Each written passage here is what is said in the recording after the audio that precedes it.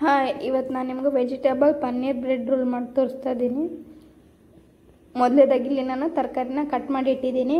ಅದಾದಮೇಲೆ ಬೇಯಿಸಿರ್ತಕ್ಕಂಥ ಆಲೂಗಡ್ಡೆನ ಒಂದು ಪಾತ್ರೆಯಲ್ಲಿ ಹಾಕ್ತಾಯಿದ್ದೀನಿ. ಅದಾದಮೇಲೆ ಇದಕ್ಕೆ ಈರುಳ್ಳಿ, yellow capsicum, green chilli, beans,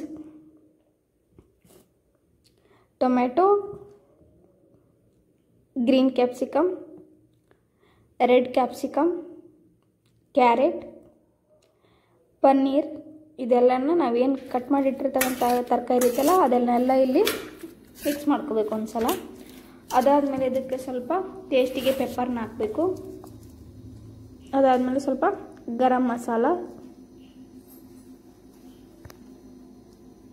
red chilli powder ಸ್ವಲ್ಪ, ಅದಾದಮೇಲೆ ರುಚಿಗೆ ತಕ್ಕಷ್ಟು ಸ್ವಲ್ಪ ಉಪ್ಪು ಹಾಕಬೇಕು. ಈ ರೀತಿ ಎಲ್ಲನೂ ಒಂದ್ಸಲ ನೀಟಾಗಿ ಕಲಿಸ್ಕೋಬೇಕು. ಈ ರೀತಿ ಕಲಸಿ ಇಟ್ಕೋಬೇಕು ಒಂದು ಸೈಡಲ್ಲಿ. ಅದಾದಮೇಲೆ ಒಂದು ಪ್ಲೇಟಲ್ಲಿ ಬ್ರೆಡ್ಡನ್ನು ಈ ರೀತಿ ನೀರಿನಲ್ಲಿ ಅದ್ದಿ ತೆಗಿಬೇಕು. ಅದಾದಮೇಲೆ ತೆಗೆದಾದ್ಮೇಲೆ ಇದು ನೀರಿನ ಅಂಶ ಹೋಗೋವರೆಗೂ ಈ ರೀತಿ ಪ್ರೆಸ್ ಮಾಡಬೇಕು. ಈ ರೀತಿ ನೀರನ್ನು ಒಂಚೂರು ನೀರು ಇರದಂಗೆ ಈ ರೀತಿ ಪ್ರೆಸ್ ಮಾಡಿ ಒಂದು ಸೈಡ್ ಇಟ್ಕೋಬೇಕು. ಅದಾದಮೇಲೆ ಒಂದು ಬಟ್ಲಲ್ಲಿ 2 ಸ್ಪೂನ್ ಕಾರ್ನ್ಫ್ಲೋರ್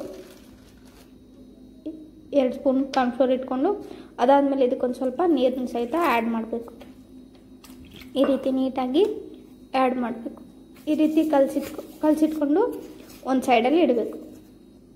ಅದಾದಮೇಲೆ ನಾವೇನು ಸ್ಟಫಿಂಗ್ ರೆಡಿ ಮಾಡಿದ್ದೀವಲ್ಲ ಈ ಮಸಾಲ, ಈ ರೀತಿನ ಆ ಬ್ರೆಡ್ ಏನು ಅದ್ದಿ ಇಟ್ಕೊಂಡಿದ್ವಲ್ಲ, ನೀರಿನೆಲ್ಲ ಅದ್ದಿ ಇಟ್ಕೊಂಡಿರ್ತಕ್ಕಂಥ ಬ್ರೆಡ್ಡನ್ನು ಏನು ಸ್ಟಫಿಂಗ್ ಇತ್ತಲ್ಲ ಅದನ್ನು ಈ ರೀತಿ ಬ್ರೆಡ್ಡಲ್ಲಿ ಸ್ಟಫ್ ಮಾಡ್ಕೋಬೇಕು. ಈ ರೀತಿ ಇದರಲ್ಲಿ ನಾನು ಚೀಸನ್ನು ಸಹಿತ ಆ್ಯಡ್ ಮಾಡಿದ್ದೀನಿ.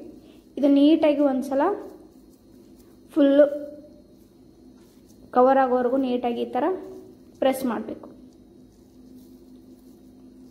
ಎಣ್ಣೆಯಲ್ಲಿ ಬಿಡುವಾಗ ಹೊರಗಡೆ ಬರದಂಗೆ ಈ ರೀತಿ ನೀಟಾಗಿ ಪ್ರೆಸ್ ಮಾಡಿ ಇಟ್ಕೋಬೇಕು. ಅದಾದಮೇಲೆ ಏನು ಎಣ್ಣೆ ಕಾದಿರುತ್ತಲ್ಲ ಅಷ್ಟೇ ಅದರಲ್ಲಿ ನೀಟಾಗಿ ಲೋ ಫ್ಲೇಮಲ್ಲಿ ಏನು ಮಾಡಬೇಕು, ಎಣ್ಣೆ ಕಾಯಕ್ಕೆ ಬಿಡಬೇಕು. ಅದಾದಮೇಲೆ ನಾವೇನು ಮಾಡಿಟ್ಟಿರ್ತೀವಲ್ಲ ಕಾರ್ನ್ಫ್ಲೋರ್ ನೀರ್ದು, ಅದನ್ನು ಏನು ಮಾಡಿರ್ತೀವಲ್ಲ ಬ್ರೆಡ್ನ ಅದನ್ನು ಒಂದು ಸಲ ಕಾರ್ನ್ಫ್ಲೋರಲ್ಲಿ ಈ ಥರ ಡಿಪ್ ಮಾಡ್ಕೋಬೇಕು. ಅದಾದ್ಮೇಲೆ ಕಾರ್ನ್ಫ್ಲೋರ್ ಇಟ್ಟಲ್ಲಿ ಆದಮೇಲೆ ಮತ್ತು ಬ್ರೆಡ್ ಕ್ರಮ್ಸ್ ಏನು ರೆಡಿ ಮಾಡಿಟ್ಟಿತ್ತಲ್ಲ ಅದರಲ್ಲಿ ಅದ್ದಿ, ಅದಾದಮೇಲೆ ಏನು ಕಾಯಕ್ಕೆ ಬಿಟ್ಟಿದ್ವಲ್ಲ ಆ ಎಣ್ಣೆಯಲ್ಲಿ ಈ ಥರ ಒಂದೊಂದೇ ಬ್ರೆಡ್ನ ರೋಲ್ನ ಬಿಡಬೇಕು.